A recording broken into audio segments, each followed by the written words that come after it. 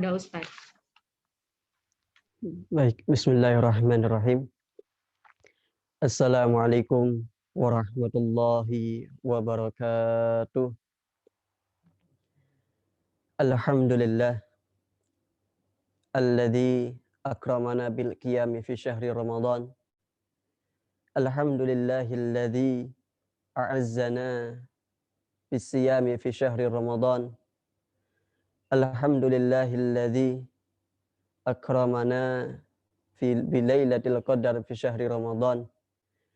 Wassalatu wassalamu ala imamil qaimin wa sayyidis shaimin sayyidina wa habibina wa syafi'ina wa qurrati a'yunina wa maulana Muhammad wa ala alihil mutahharin wa ashabihi at-tayyibin wa tabi'ina lahum bi ihsanin ila yaumiddin. Allahumma ya rabbana urzuqna mahabbata bi ahlillah. Allahumma ya rabbana urzuqna taubatan qablal maut wa syahadata indal maut wal jannata ba'dal maut. Allahumma ya rabbana atina fid dunya hasanah wa fil akhirati hasanah wa qina adzabannar. Amma ba'd. Hadirin mukarramin yang senantiasa kita muliakan dan selalu kita hormati guru kita Al-Mukarram Buya Yahya dan juga Abah Saif Abu Hanifah, yang semoga Allah Subhanahu wa taala senantiasa menjaga beliau-beliau, melindungi beliau-beliau dan selalu memberikan kepada beliau kemudahan dalam segala urusannya dan diberikan umur panjang dalam ketaatan serta sehat walafiat. Amin ya rabbal alamin. Dan tak lupa yang kami hormati Ibu Direktur, segenap pejabat struktural dan juga keluarga besar Rumah Sakit Paru Sidawangi, yang semoga Allah Subhanahu wa taala senantiasa mudahkan antum semuanya dalam menjalani ibadah puasa ini. Dan juga Allah Subhanahu wa taala semoga menjadikan pahala antum adalah pahala puasa yang sesungguhnya, bukan hanya mendapatkan lapar dan dahaga dari puasa yang kita laksanakan. Dan juga semoga Allah Subhanahu wa taala senantiasa memilih antum semuanya untuk senantiasa mudah melaksanakan ibadah kepada Allah Subhanahu wa taala. Amin ya rabbal alamin. Para pendengar dimanapun Anda berada, para keluarga besar Rumah Sakit Paru Sidawangi yang senantiasa dicintai oleh Allah Subhanahu wa taala, tak terasa kita sudah menemui atau menjumpai hari ke-18 di dalam bulan Ramadan. Dan nanti malam insya Allah kita menemui di hari yang ke-19, malam ke-19 bulan Ramadan. Maka yakini dan kokohkan di dalam hati kita bahwa selama 18 hari kita mendapatkan keistimewaan dari Allah Subhanahu wa taala. Selama 18 hari kita mendapatkan kemuliaan dari Allah Subhanahu wa taala. Dan juga selama 18 hari kita mendapatkan pahala yang yang diberikan oleh Allah Subhanahu wa taala kepada hamba-hambanya yang senantiasa melaksanakan puasa. Karena ketahuilah Nabi Muhammad sallallahu alaihi wasallam, beliau pernah bersabda, "Kullu amali ibni Adam lahu illa siyama wa innahu li wa ana ajzibihi." Jadi semua amal ibadah anak Adam, salatnya dia, zikirnya dia, sedekahnya, infaknya, semua amalan selain daripada ibadah puasa itu sesungguhnya pahala kembali kepada dia. Dan ada hitungannya. Kalau Anda sholat seorang diri, sholat sendirian, nggak jamaah, pahalanya 1.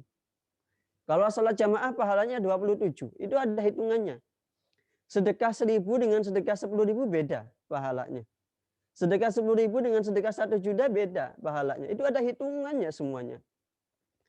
Illa sauma, kecuali puasa, fa innahu li wa ana ajzibihi. Karena Allah Subhanahu wa taala mengatakan melalui lisan baginda Nabi Muhammad, kalau puasa yang kita laksanakan di bulan Ramadan maupun di bulan-bulan lain selain Ramadan, maka sesungguhnya pahala kita adalah untuk Allah. Puasa kita adalah untuk Allah dan Allah sendiri yang akan memberikan pahalanya langsung. Artinya, puasa yang kita laksanakan baik di bulan Ramadan maupun di bulan-bulan yang lain selain bulan Ramadan, entah itu Senin Kemis yang rutin kita laksanakan, atau puasa Daud barangkali yang sudah rutinan, ada puasa Ayyamul Bait 3 hari di pertengahan bulan setiap bulannya, maka itu semuanya adalah pahalanya Allah sendiri yang memberikan tanpa ada hitungannya. Para ulama menyebutkan, maksudnya apa kok tanpa ada hitungan ini? Sedangkan ibadah-ibadah yang lain itu ada hitungannya, Bapak Ibu. Seperti yang tadi kita sampaikan, kalau Anda puasa, kalau Anda sholat kok sendirian, pahalanya 1. Sholat banyakkan jamaah di masjid, di musola atau di rumah dengan keluarga, pahalanya 27. Loh, ini puasa nggak ada hitungannya, kenapa? Karena sesungguhnya dikatakan pada saatnya nanti di hari kiamat, ketika manusia semuanya sudah pada bingung mau masuk surga atau neraka, pada dia mahsyar hari pembangkitan nanti, banyak orang itu menuntut Bapak Ibu, yang kita pernah zalim dengan orang akan dituntut kita. Yang pernah mengambil haknya orang akan dituntut kita. Yang pernah berbuat jahat kepada orang lain akan dituntut kita. Dan tuntutannya itu seperti apa? Dengan diambilnya semua pahala ibadah yang pernah kita laksanakan, kecuali puasa. Maka nanti di saat kita ada satu ketika cerita Bapak Ibu. Ada salah seorang itu Masya Allah tinggal 1 langkah lagi dia menuju surganya Allah Subhanahu wa Ta'ala. 1 langkah lagi dia masuk surganya Allah Subhanahu wa Ta'ala. Tapi dari bawah itu ada orang bersuara, berteriak kepada Allah Subhanahu wa Ta'ala, ya Allah, Engkau ingin memasukkan dia ke dalam surgamu, maka jangan dulu. Tunda dulu ya Allah. Kenapa? Karena dulu dia pernah zalim kepadaku. Akhirnya Allah Subhanahu wa Ta'ala menyuruh para malaikat, bagaimana wahai para malaikat, apakah ada di antara pahala-pahala itu yang dia miliki? Ada ya Allah. Pahala sholat dia. Ambil, kasihkan ke dia. Teriak lagi dari bawah, ya Allah, itu pernah mengambil hakku itu ya Allah. Dia ambil lagi pahala sedekahnya. Teriak lagi, Allah, dia pernah zalim kepadaku ya Allah. Diambil lagi pahala baktinya kepada orang tua. Tinggal yang tersisa adalah pahala puasanya. Maka Allah Subhanahu wa Ta'ala saat itu langsung menanggung kezaliman hamba tersebut. Sehingga pahala puasanya tetap tidak pernah diambil saat itu. Nah ini loh keistimewaan puasa itu gini Bapak Ibu. Maka ayo gitu loh. Di saat kita dimudahkan untuk melaksanakan puasa ini, ayo kita manfaatkan benar. Ramadan datangnya 1 bulan, 1 tahun sekali. Cuman 1 bulan. Mumpung momen-momen seperti ini, ayo kita manfaatkan benar. Kita perbanyak pahala puasa kita. Sehingga nanti kita menghadap kepada Allah dengan beribu-ribu pahala di dalam puasa itu. Itu yang pertama. Dan yang kedua Bapak Ibu. Makna dari pahala puasa yang tidak ada hitungannya itu seperti apa? Artinya apa? Ya terserah Allah. Mau ngasih banyak itu terserah Allah. Allah yang punya pahala puasa kan gitu. Tapi semua pahala selain daripada ibadah puasa ada hitungannya. Maka pahala puasa ini sendiri yang tidak ada hitungannya. Maka ya kita manfaatkan benar kesempatan kita dimudahkan oleh Allah Subhanahu wa Ta'ala untuk berpuasa, untuk menjadikan Allah ridho dengan kita, Allah cinta dengan kita, Allah ridho dengan cinta dengan kita, sehingga apa? Allah akan memberikan begitu banyak pahala kepada kita semuanya. Jamaah yang senantiasa dicintai oleh Allah Subhanahu wa Ta'ala, keluarga besar Rumah Sakit Paru Sidawangi. Di dalam puasa itu disebutkan liswaimi farahatani. Bagi orang yang puasa itu ada 2 kebahagiaan. Kebahagiaan yang pertama adalah kebahagiaan farahatun indal fitri. Saat yang pertama adalah farahatun indal fitri. Berbahagia di saat dia berbuka. Dari pagi, ba'da subuh, dia sudah menahan lapar, menahan dahaga, menahan haus, macam-macam dia. Menahan segala hal yang dilarang oleh Allah Subhanahu wa Ta'ala. Ketika kumandang azan maghrib terdengar Allahu Akbar, bahagia dia. Kenapa? Karena minuman yang tadinya haram jadi halal, makanan yang tadinya haram jadi halal. Semua perkara yang haram ketika azan maghrib terdengar, maka itu semuanya berubah menjadi halal. Loh, ini kebahagiaan pertama. Wa farhatun inda liqa rabbih. Yang kedua, kebahagiaan kedua itu kapan? Inda liqa rabbih, ketika dia bertemu dengan Allah Subhanahu wa Ta'ala. Loh, kalau kita bertemu dengan Allah Subhanahu wa Ta'ala, Masya Allah Bapak Ibu, tiada kenikmatan yang lebih nikmat, lebih istimewa, lebih mulia daripada kita bertemu dengan Allah Subhanahu wa Ta'ala. Kalau Anda masuk surga tidak bisa melihat wajah Nabi Muhammad, tidak bisa bertemu dengan Allah, maka tidak ada nilainya masuk surganya Anda saat itu. Maka kenikmatan di atas kenikmatan, ujung kenikmatan kita berada di surganya Allah Subhanahu wa taala adalah di saat kita mampu melihat Allah, mampu bertemu dengan Allah Subhanahu wa taala. Dan ini janji. Orang puasa sesungguhnya akan bertemu dengan Allah. Maka selanjutnya nanti akan kita bahas orang yang puasa sesungguhnya itu seperti apa. Sesuai dengan tema yang kami ambil adalah perkara yang membatalkan pahala membatalkan puasa secara dohir.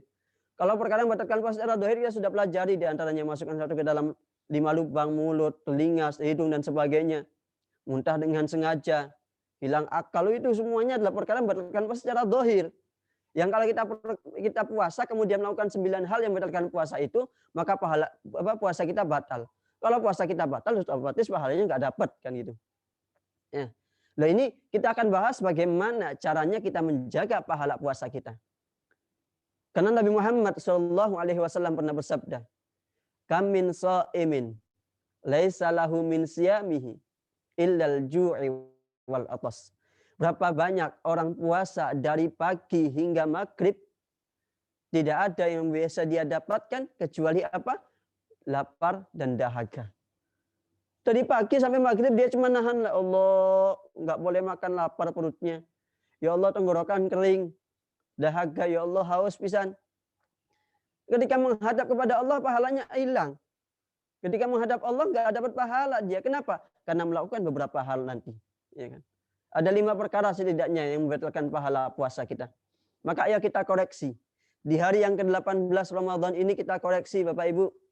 Jangan sampai kita puasa selama 18 hari di bulan Ramadan ini melakukan 5 hal yang membatalkan pahala puasa sehingga puasa kita dari awal Ramadan hingga hari ke-18 ini tidak ada nilainya kecuali apa? Lapar, dahaga, lapar, dahaga, lapar, dahaga. Itu tok yang kita dapetin. Rugi dong kalau kayak gitu. Oh, di saat Allah membuka begitu banyaknya pintu maaf, begitu banyaknya pintu pengampunan, begitu banyaknya pintu pahala dilipat gandakan saat itu, wah kita puasa cuma dapat lapar dan dahaga saja, rugi. Maka termasuk orang yang rugi. Di atas rugi adalah di saat dia menemui bulan Ramadan.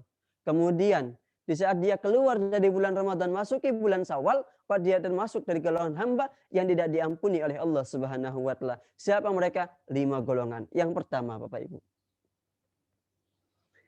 Pertama yang bisa membatalkan pahala puasa kita adalah khamsun yufattirna lis-shaim.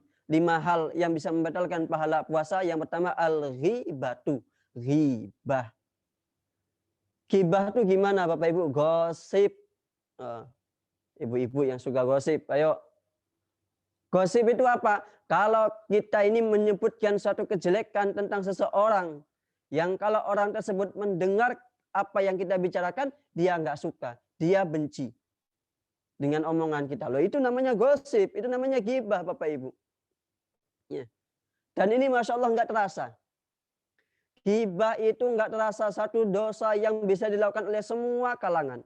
Enggak ibu-ibu, enggak anak-anak, Masya Allah, hingga mohon maaf, ustadz sekalipun bisa melakukan dosa ini. Kenapa? Di saat di majlisnya dia menyebut kesalahan orang lain. Di majlisnya dia menyebut kejelekan-kejelekan orang lain. Loh ini, jadi ghibah ini tidak terasa, kadang halus sekali kita laksanakan. Kapan orang puasa kok dia di siang hari maupun malam hari atau sepanjang harinya dia melakukan ghibah, menyebutkan kejelekan orang lain, maka pahala puasa saat itu tidak ada. Enggak ada. Sehingga apa? Satu hari itu dia enggak mendapatkan pahala puasa. Lapar dan dahaga saja yang dia dapatkan saat itu. Ayo Bapak Ibu semuanya yang pernah ghibah, tobat. Lalu tobatnya orang ghibah gimana? Dibalikan nyebut kebaikan dia di tempat dia menyebut kejelekannya. Mohon maaf, barangkali ada di antara kita atau orang di luar sana barangkali orang yang pernah menyebutkan kejelekan orang lain di kantin sambil ngobrol, sambil makan-makan, sambil buka puasa, sambil menikmati takjil. Tahu nggak sih tadi yang kerudung merah? Ada nggak kerudung merah di sini Bapak Ibu? Tahu nggak sih kerudung merah itu kemarin tuh dibonceng sama laki-laki. Tapi laki-lakinya bukan mahram. Loh ini ghibah ini Bapak Ibu. Kenapa? Menyebutkan kejelekan yang belum tentu kebenarannya. Jadi ghibah. Jadi gini Bapak Ibu. Fitnah, antara fitnah dengan ghibah ini hampir mirip. Fitnah itu apa? Fitnah itu adalah menyebutkan kejelekan orang lain yang kalau orang lain mendengar kejelekan tersebut akan tidak suka dan itu adalah cuman sekedar bualan saja. Artinya apa? Bukan fakta. Jadi menjelek-jelekan orang lain dengan kejelekan tapi tidak terjadi yang sesungguhnya. Tapi kalau ghibah itu adalah menyebutkan kejelekan orang lain yang benar-benar terjadi kalau orang tersebut mendengar maka orang tersebut tidak suka. Contoh, kalau fitnah tuh gini Bapak Ibu contoh. Tahu nggak?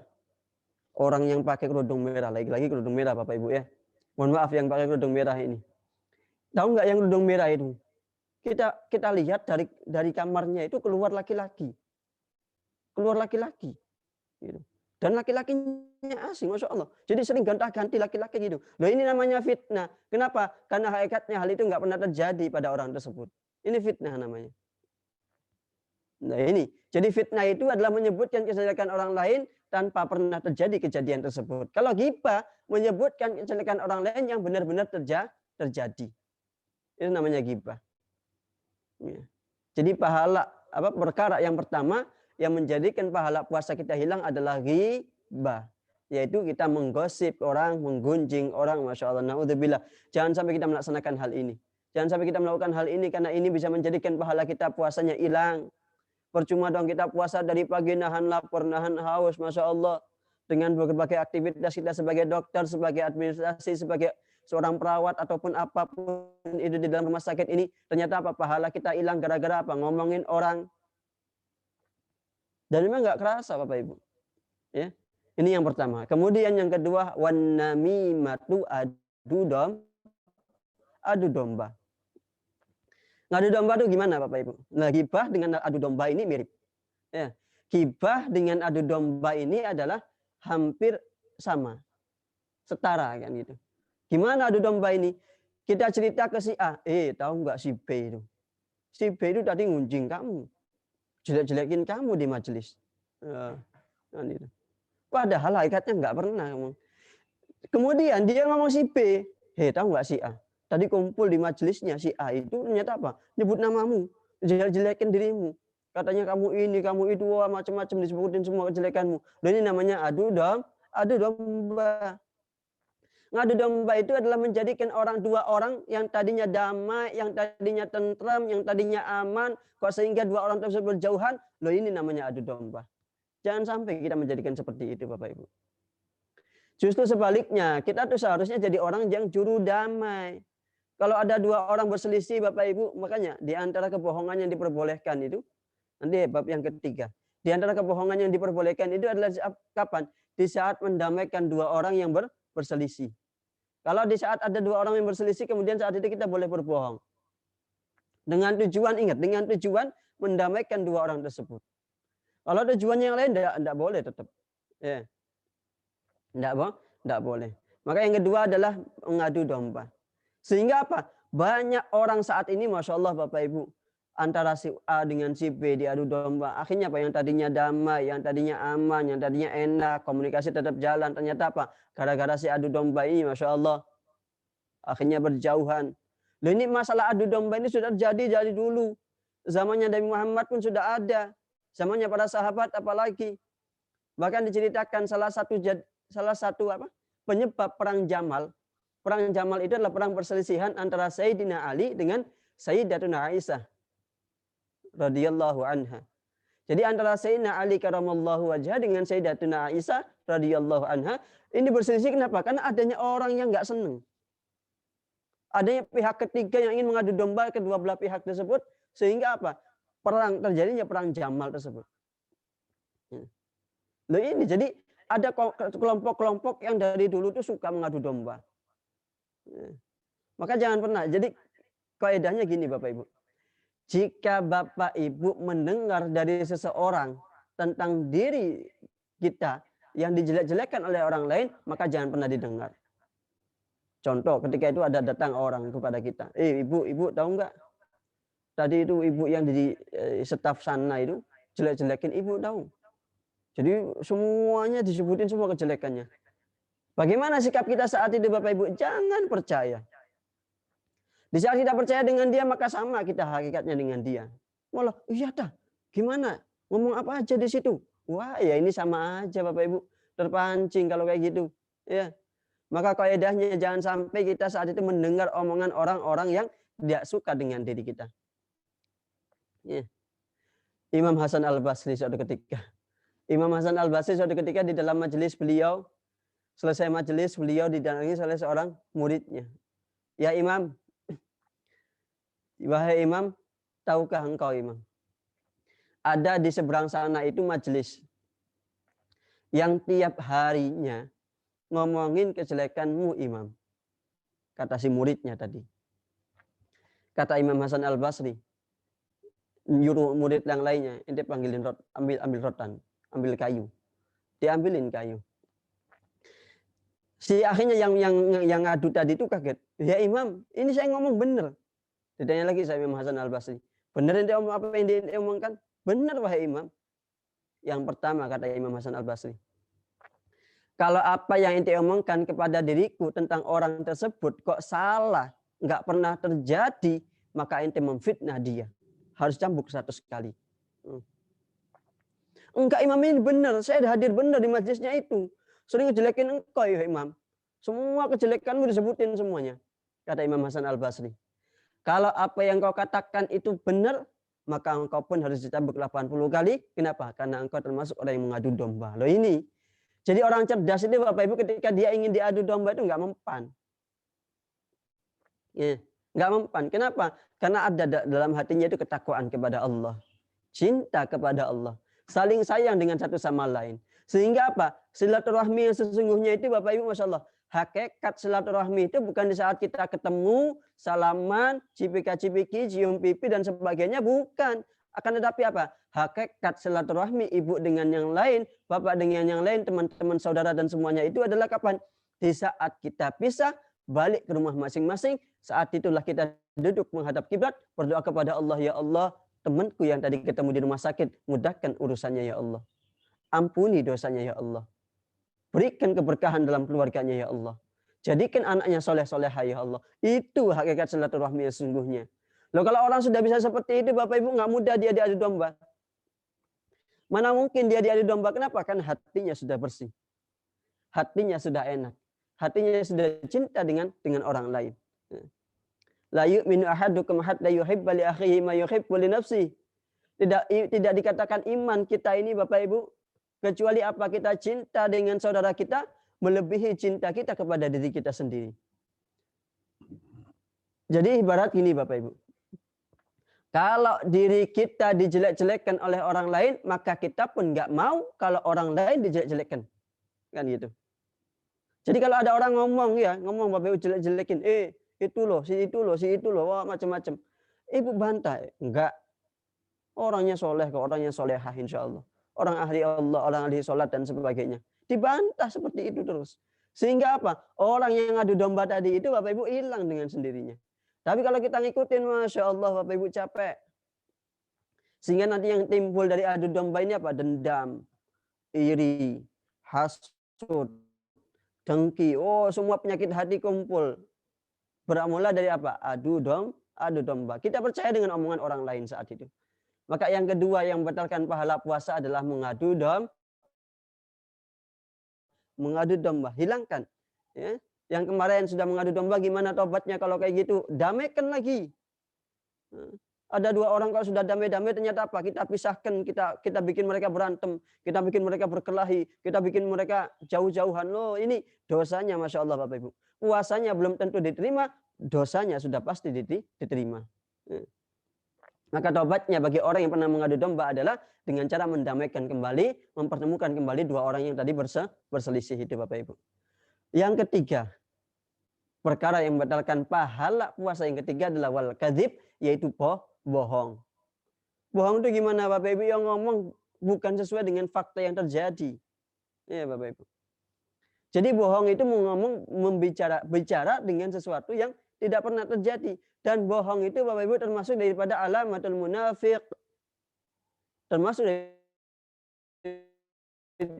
tanda-tandanya orang-orang munafik. Kalau dikasih amanah, hianat. Kalau bicara dia bohong. Salah satunya tandanya kalau bicara dia bohong tadi itu. Ya.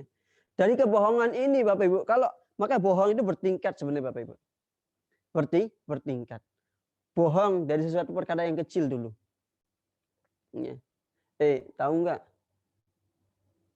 barangku yang tadi ketinggalan di musola? Oh, nggak tahu padahal diambil.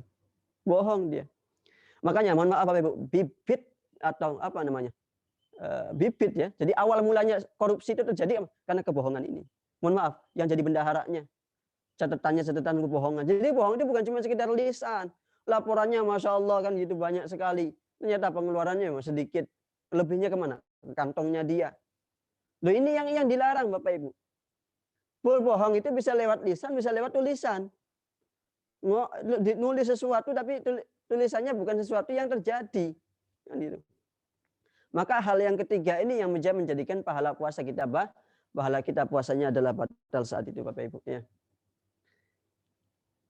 Dan kebohongan itu diperbolehkan salah satunya adalah tadi itu Bapak Ibu. Mendamaikan dua orang yang berselisih. Ya. Ada orang berselisih maka kita damaikan dengan cara tadi. Tahu nggak Bu dapat salam dari si B. Padahal nggak pernah si B-nya.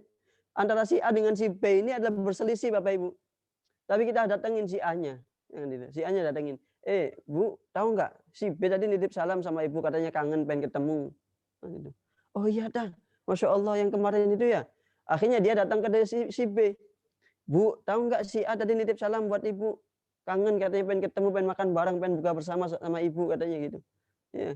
Akhirnya apa? Si A dengan si B itu tersebut adalah saat itu bisa berdamai dengan berkat kita. Loh itu nggak apa-apa. Ya. Tapi selain daripada itu nggak boleh Bapak Ibu kebohongan. Bohong dengan orang tua Masya Allah. Bohong dengan guru. Bohong dengan atasan. Bohong dengan sama teman. Itu luar biasa. Apalagi bohong di bulan Ramadan, luar biasa pahalanya, dosanya bertingkat-tingkat saat itu. Dosa di atas dosa. Bohong di bulan yang istimewa, bulan yang Allah melipat gandakan pahala, Allah membuka lebar pintu maaf, membuka lebar pintu ampunan dan sebagainya. Kalau dia melaksanakan maksiat, maka dosanya pun saat itu bertingkat. Dosanya pun akan dilipat gandakan oleh Allah Subhanahu wa taala. Yang keempat Bapak Ibu. Yang keempat adalah wal yaminul fajirah, sumpah palsu. Ingat Bapak Ibu, sumpah palsu. Sumpah palsu itu gimana? Sumpah palsu itu adalah kita membawa nama Allah Subhanahu wa taala dalam bicara. Kalau dalam kalimat bahasa Arabnya wallahi, billahi, tallahi itu adalah kalimat-kalimat sumpah. Huruful qasam, kalimat-kalimat sumpah saat itu. Kalau kita terjemahkan demi Allah kan gitu. Iya. Ibu tahu ini enggak demi Allah saya enggak tahu. Loh ini sumpah palsu ini. Kalau kita melaksanakan sumpah palsu itu Masya Allah Bapak Ibu akan menjadikan pahala kita hilang puasanya. Lapar dan dahaga yang kita dapetin saat itu. Enggak ada pahala puasa. Mau dapat pahala gimana? Wong Allah saja dia bawa untuk sesuatu yang kebohongan. Dan tandanya orang yang sering bersumpah Bapak Ibu. Tandanya orang yang sering bersumpah maka tandanya dia adalah orang yang sering bohong. Kenapa? Karena dia harus meyakinkan orang lain untuk dengan cara bersumpah sebut kan itu. So, sedikit-dikit sumpah, dikit-dikit sumpah. Loh ini berarti dia termasuk orang yang banyak bohongnya. Orang itu Bapak Ibu kalau adanya dia jujur benar-benar jujur, ya bukan kebohongan, maka dia nggak akan pernah berani untuk bersumpah. Bahkan sesuatu yang kebenaran pun dia nggak akan berani. Kenapa? Karena dia faham nama Allah adalah agung. Yang membawa nama Allah dalam satu percakapannya kalau dia berbohong, Masya Allah. Naudzubillah andaikan dia saat itu meninggal dalam keadaan sulh khotimah. Kenapa? Karena dia berbohong atas nama Allah. Ya. Maka nggak boleh. Sama seperti sumpah dalam jabatan misalkan. Ya, apalagi saat itu ada sumpah dengan Al-Quran dan lain sebagainya. Maka hindari kalimat-kalimat sumpah ini. Hindari Bapak Ibu. Di saat menanyakan sesuatu kepada kita misalkan. Ya kita sampaikan dengan sebenarnya. Nggak percaya sudah. Karena yang tahu kebenaran kan hanya Allah Subhanahu wa taala. Ya. Kecuali di saat memang dibutuhkan Bapak Ibu. Kalau memang ternyata dibutuhkan silakan kita mengambil jalan yaitu bersumpah. Di saat memang benar-benar dibutuhkan saat itu. Ya. Kalau memang benar-benar dibutuhkan dan harus kita mengucapkan sumpah nggak apa-apa. Tapi dengan catatan nggak boleh bohong dengan sumpah kita saat itu. Nah, kalau kita sumpahnya sumpah palsu membawa nama Allah saat itu ya sudah. Pahala kita hilang semuanya, dosanya dapat banyak kan itu. Dan yang terakhir Bapak Ibu, Yang menjadikan pahala puasa kita batal yang terakhir adalah wal qublah, mencium. Ya, laki-laki mencium perempuan, perempuan mencium laki-laki. Mohon maaf, ini dalam konteks adalah di selain mahramnya kan itu.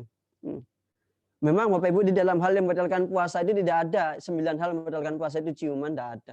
Tapi hanya saja makruh kan itu. Takutkan dengan cara tersebut akhirnya dia bangkit syahwat dan sebagainya, akhirnya batal puasa karena sebab lain. Ya. Kalau memang mahram di siang hari, kalau malam hari terserah Bapak Ibu mau ngapain saja, iya kan? Karena malam hari sudah waktunya berbuka, membatalkan puasa saat itu.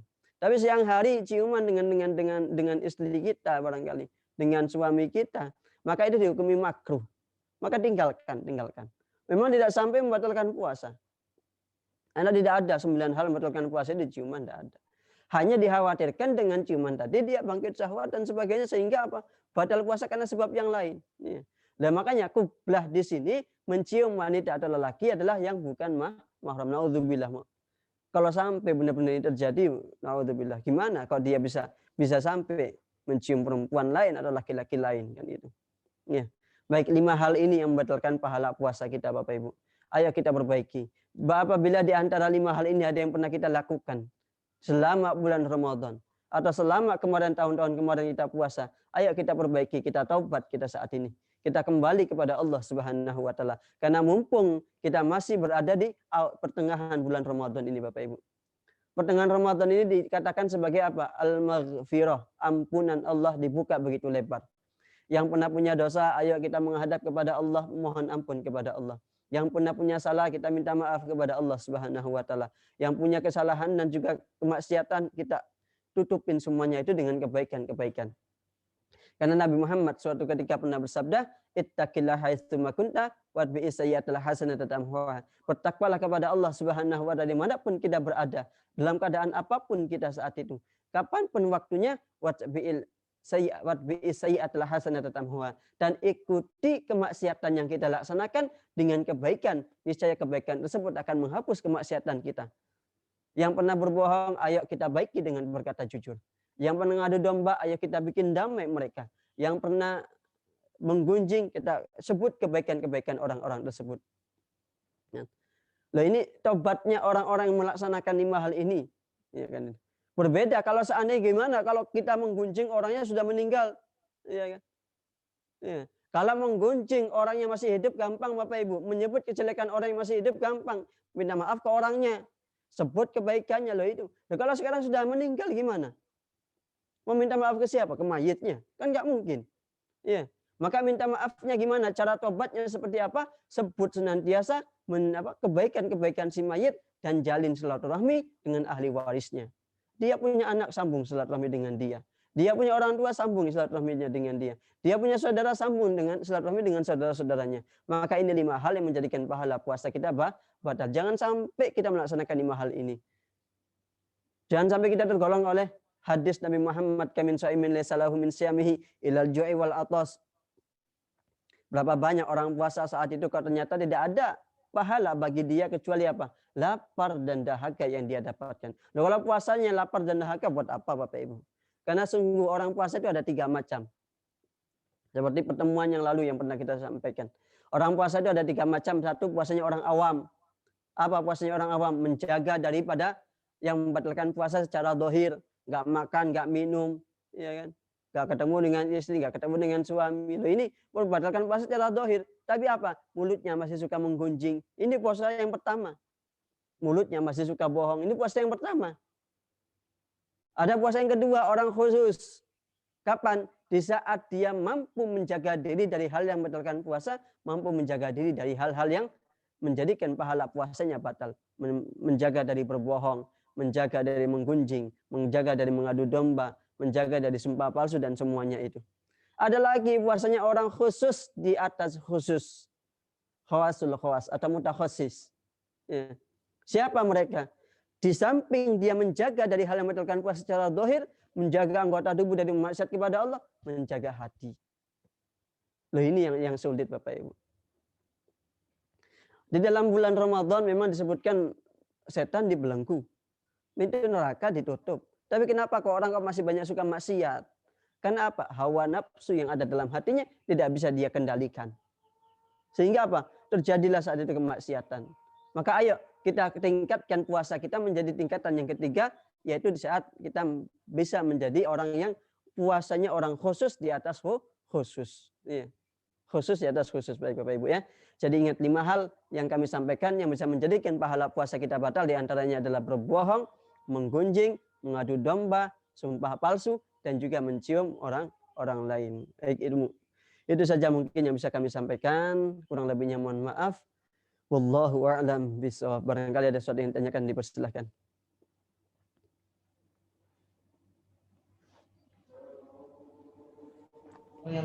Alhamdulillah, syukron kasyiron kami aturkan atas ilmunya Ustadz. Semoga apa yang beliau sampaikan dapat menjadi ilmu yang bermanfaat. Amin ya rabbal alamin. Bapak Ibu yang dirahmati Allah Subhanahu wa taala, Majelis Rutin Rumah Sakit Paru selanjutnya memasuki sesi tanya jawab. Kami berikan kesempatan untuk yang akan bertanya langsung kepada Ustadz. Silakan mengklik unmute-nya di aplikasinya. Hidung merah semuanya.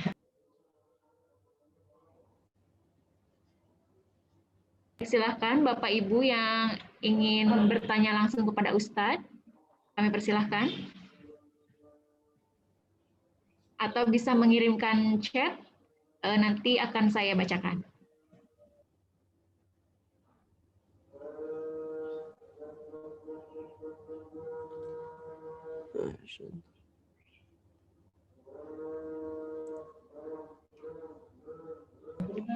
Kebetulan belum ada yang bertanya, Ustadz. Baik, bisa dilanjutkan sedikit lagi, Ustadz. Masih ada waktu 10 menit.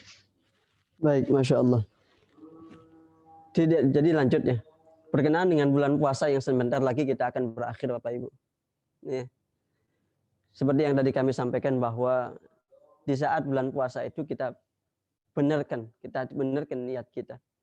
Jangan sampai kita keluar dari bulan Ramadan masuk bulan Syawal termasuk orang yang rugi. Kenapa? Karena Ramadan tidak bisa kita sempatkan. Ramadan kita tidak bisa manfaatkan, kan gitu. Orang rugi, Bapak Ibu. Ibarat gini nih, Bapak Ibu. Diumumkan nanti pada bulan depan itu bulan April, Mei.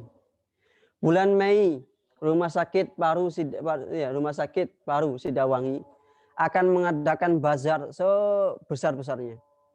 Diskonnya 99%. Sudah diskon 99%, ternyata apa? Beli 1 gratis 10. Oh.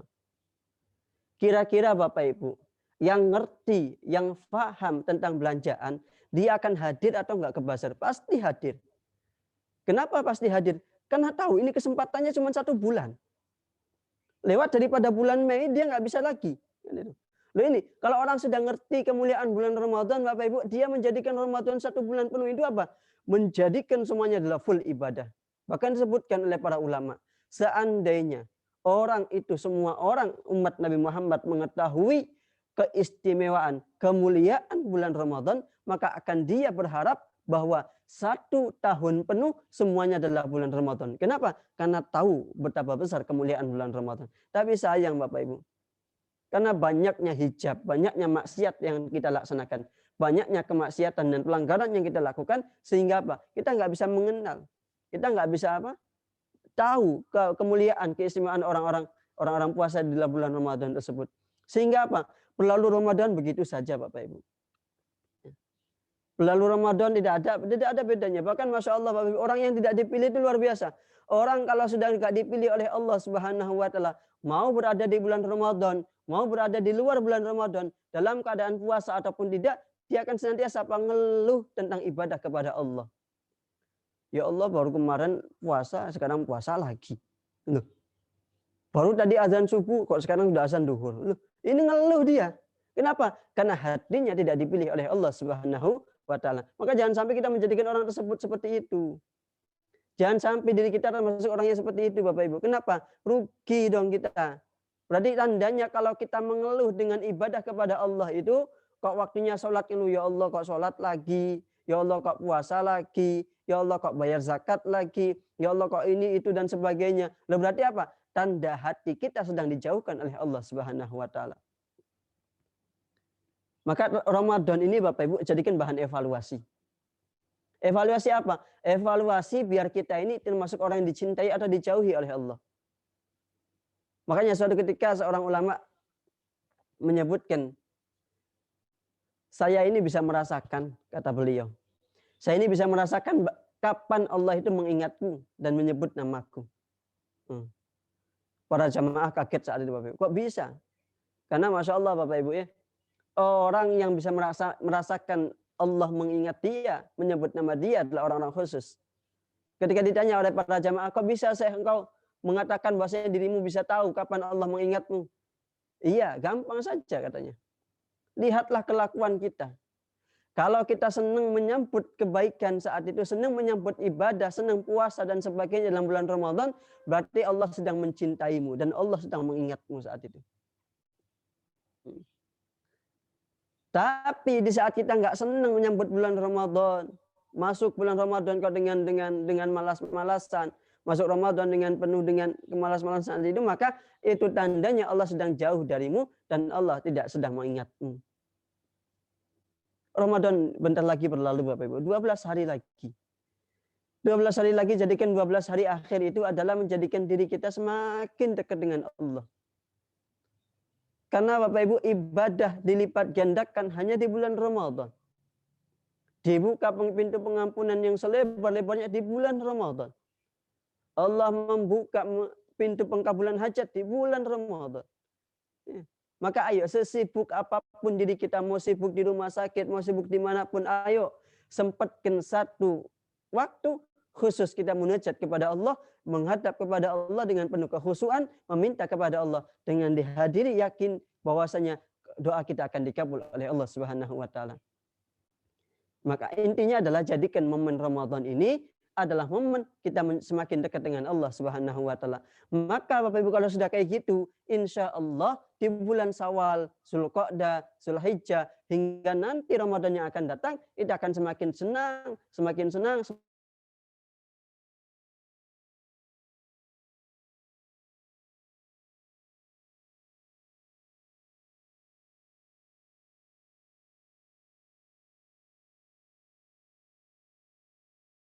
Bapak Ibu, seorang bawahan, ya kan. Setiap masuk kerja itu adalah dia rajin. Ya. Setiap masuk kerja dia rajin, senang dia. Alhamdulillah, akhirnya masuk kerja lagi. Pulang, besoknya berangkat, masuk kerja lagi. Pulang, masuk kerja lagi. Lalu kenapa? Akhirnya dia akan dicintai oleh atasannya kan gitu. Kenapa? Karena orangnya rajin terhadap pekerjaannya dia. Tapi orang malas-malasan Bapak Ibu, mana ada dia dicintai? Yang ada apa? 3 kali malas-malasan, 3 kali bolos, saat itu dia sudah mendapatkan surat peringatan. Keluarlah dia dari pekerjaannya. Jadi sama hanya kita dengan Allah Subhanahu wa taala. Di saat kita menyambut benar semangat yang Allah berikan kepada diri kita, maka itulah tandanya Allah sedang cinta dengan kita. Tapi kalau kita nggak nyambut semangat-semangat tersebut, maka itu tandanya Allah Subhanahu wa taala sedang menjauhkan diri kita. Kan itu. Ya. Nafahat kalau dalam ilmu tasawufnya itu. Nafahat itu adalah keinginan lintasan, ya kan? Lintasan yang ada dalam hati kita untuk berbuat baik. Kita yakin saat ini terlintas dalam hati Bapak Ibu semuanya. Ya Allah, setelah Zoom nanti pengenlah baca Quran 1 juz. Ya Allah, setelah Zoom nanti pengenlah sedekah. Ya Allah, setelah Zoom-nya nanti pengenlah berbuat baik kepada orang. Ya Allah, setelah Zoom nanti pengenlah apa? Pengen semua kebaikan itu. Loh, itu lintasan yang Allah kirimkan kepada hati Bapak Ibu. Tinggal pilihannya 2. Mau disambut atau dibiarin. Kalau disambut langsung Bapak Ibu setelah Zoom ambil Quran. Bismillahirrahmanirrahim. Ngaji dia. Setelah Zoom ambil di dompetnya dia. Keluarkan sedekah. Setelah Zoom langsung ketemu dengan temannya. Berbuat baik saat itu.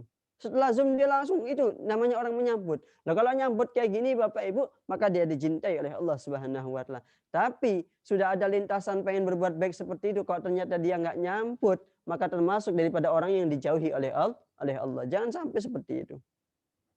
Ramadan kalau termasuk dari orang yang dijauhi oleh Allah, maka itu dipastikan di luar bulan Ramadan dia akan susah ibadah kepada Allah. Kenapa? Karena di dalam bulan Ramadan yang istimewa, yang mulia, dia bisa berani menentang Allah, melakukan kemaksiatan kepada Allah. Bagaimana di luar bulan Ramadan saat itu? Maka ayo Bapak Ibu jadikan Ramadan ini momen akhir, momen kita titik balik kita kepada Allah. Yang kemarin banyak maksiat, yang kemarin banyak pelanggaran, yang kemarin banyak melakukan kejahatan, kita tutup semuanya, kita hapus semuanya. Kita ikuti dengan kebaikan-kebaikan saat itu. Ya.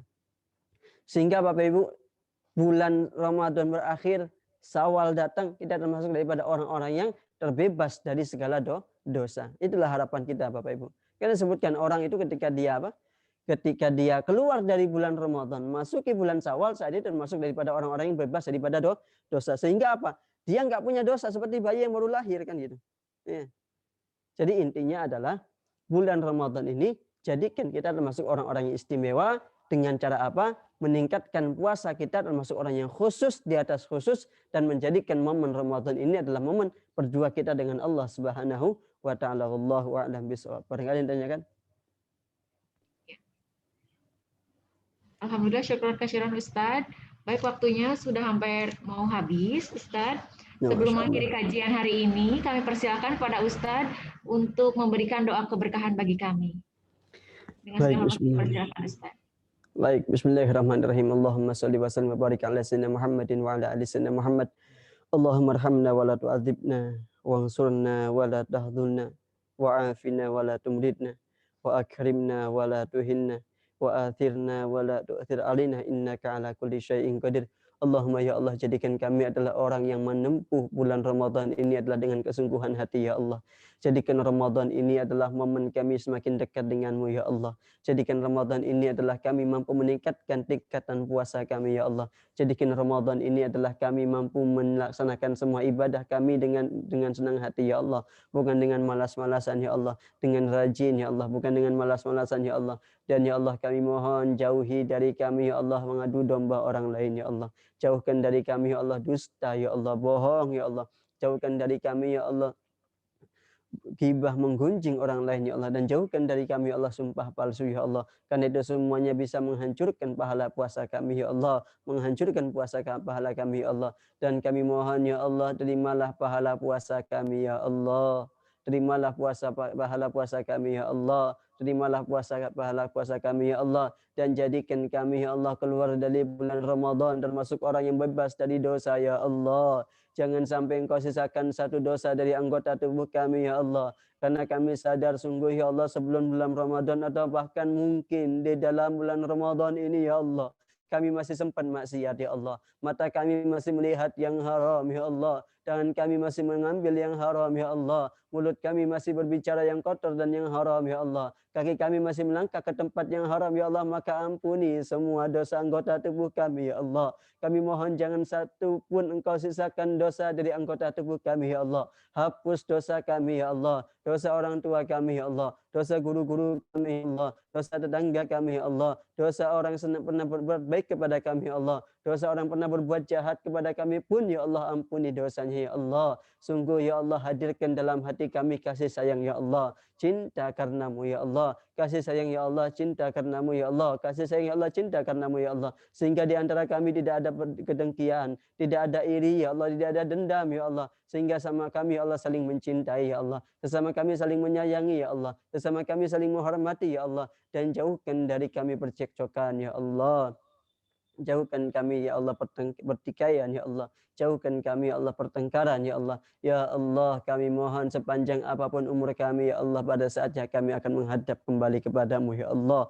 Akan kembali menghadap kepadamu ya Allah. Maka jadikan momen kami menghadap kepadamu nanti ya Allah.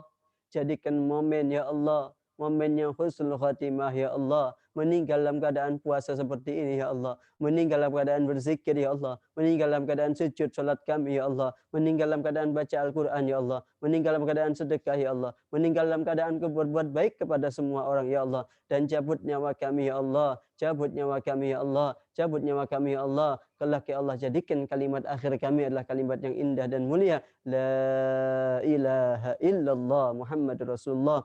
La ilaha illallah Muhammadur Rasulullah. La ilaha illallah Muhammadur Rasulullah sallallahu alaihi wasallam. Rabbana atina fid dunya hasanah wa fil akhirati hasanah wa qina adzabannar. Wa sallallahu ala sayyidina Muhammadin wa ala alihi wa sahbihi wasallam. Walhamdulillahi rabbil alamin. Al-Fatihah. Alhamdulillahirabbil alamin. Baik, kurang lebihnya mohon maaf, kami tutup. Wabillahi taufiq. Wassalamualaikum warahmatullahi wabarakatuh.